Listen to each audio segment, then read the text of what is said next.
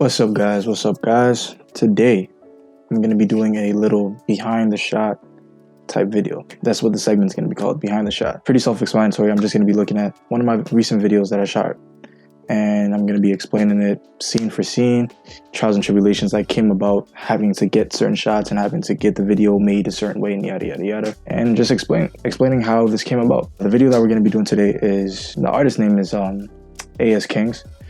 The name of the song is called Overseas. I shot this last year, literally the ending last year. It could have been dropped earlier this year, but it was like around Christmas time, literally 2 days before Christmas. So yeah, let's check it out.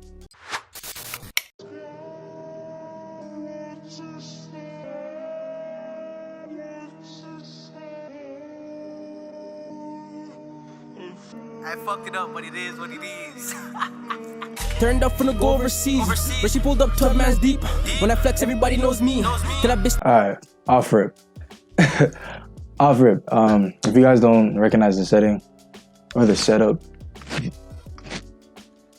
that wake up scene was literally shot in this room right here. I just kind of flipped it. It was a whole different light setup because I was shooting it with my boy Ozzy, and he's really into like lighting and stuff like that. So he's like, he was suggesting that we shot it in a more moodier, I guess like a purple type tone or whatever. And I'm like, nah, that's whack.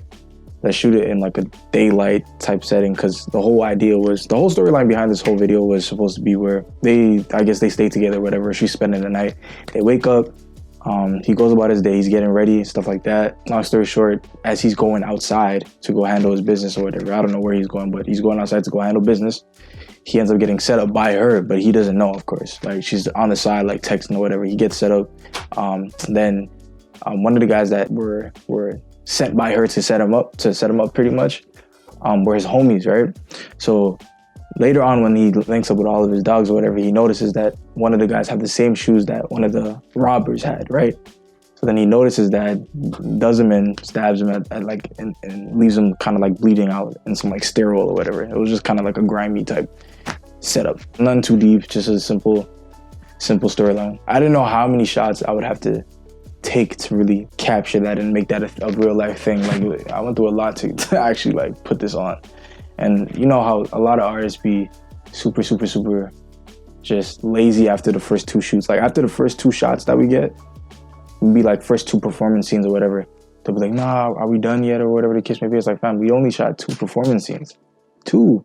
Like, as of recently, I just did a video yesterday or the day before yesterday. And that artist was mad cool. Like, he understood and he wasn't really nagging. He was like, we shot the whole video. He didn't really complain about him being tired or whatever the case may be, because he knows that he wants a fire product. And if you want a fire product, you're gonna have to put that work in. It's not gonna be 2 performance scenes and we're done. It's gonna be a lot of them, a whole lot of them, and a whole lot of B-roll and a whole lot of stuff. If you want that type of video where it's like an actual fire production. But a lot of these guys just want to put in 2% work and then get 100% quality. You know, it's just not gonna work. It's just not gonna work. But yeah, pretty much that's what this wake up scene is. Wake up scene is literally in my bedroom. Stop bidding my scene. Little nigga, I come with a beamer. Mom click is a nigga supreme. Mom click is a nigga supreme. And this still nigga whipping up heat. Turned up from the go overseas, but she pulled up 12 man's deep. When I flex, everybody knows me. Till that bitch stop bidding my scene. Little nigga, I come with a beamer. Mom click is a nigga supreme. Mom click is a nigga supreme. And this still nigga whipping up heat. First she said don't run on no bitch. Staring around, they'll stick like ticks. She never liked me, but she dropped on her knees. True say I can't fuck with a snitch. Yeah, so basically here, she's, like I said from earlier, she's sending the messages out so she can kind of line them up, where it's like, okay, he's heading out now, go meet him around the corner, yada, yada, yada. She's doing her thing. So this is the exiting of after this, we're done with the bedroom scenes pretty much. That was just the beginning, just kind of establishing like the master shot, seeing where the location was. Okay, where we starting off? We're starting off in the bedroom, yada, yada, yada. Then I'm going to like this convenience store location or whatever. It's by the Rabba. You're going to see it. So this is a convenience store. So they're going to go there. And then that's where everything just kind of goes down and everything just kind of goes left. But that's it for the bedroom scenes though. This is where it ends, right here. The Thule, I married that bitch. A nigga can't take no risks. Biggs always hugging the stick. On the move, yeah, we hitting them lips. On the move, yeah, we hitting them lips. This nigga can't trust no bitch. For every beat talking this shit. On the Grammy, they hating and shit. My demons, they live by the stick. On the road, yeah, we living the dream. The boys should've knocked on my team. Used to hate, but now they love me. In the cut. By the way, that model that was on set with us, that model was super chill. She's still chill to this day. Not even was. She's still chill to this day. Her name is Alandra.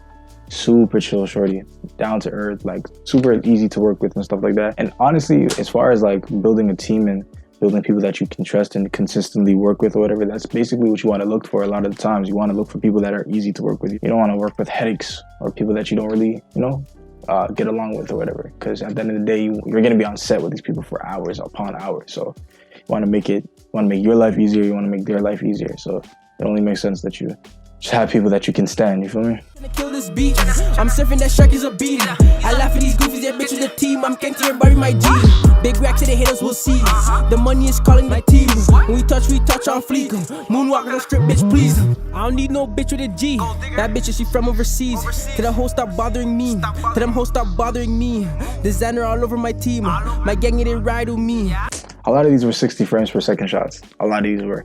And I did it like that because I knew I wanted to just match the energy of the song. I wanted to like speed, ramp it up, and then kind of slow it down randomly and then do it again and just have that cool effect. I know I wanted to continuously do that throughout the video, so I'm like, okay, a lot of these are gonna have to be 60 frames per second if I want that type of effect.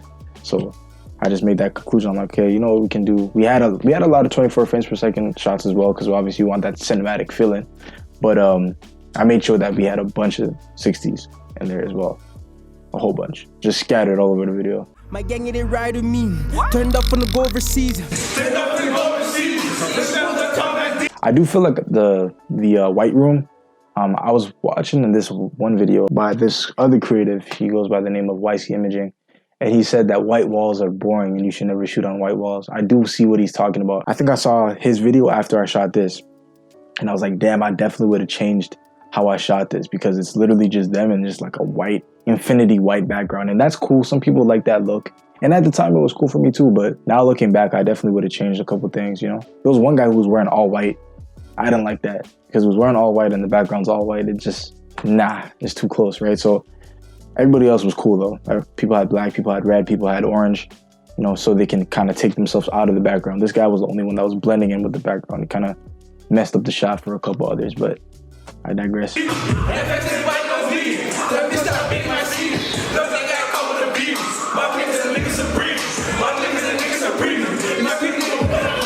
But she said don't run on no bitch. Still her grand, they'll stick like ticks. She never liked when she dropped on her. And for this one, he wanted me to, I think he requested me to leave a certain part out of the song so we can hear the actual audio from the video when I was shooting it. And just the energy was so crazy that day, so I was like, you know what, I'm gonna let it rock. Like, you guys can have like a cool 5 seconds to go just scream the lyrics or whatever the case may be. And it was lit.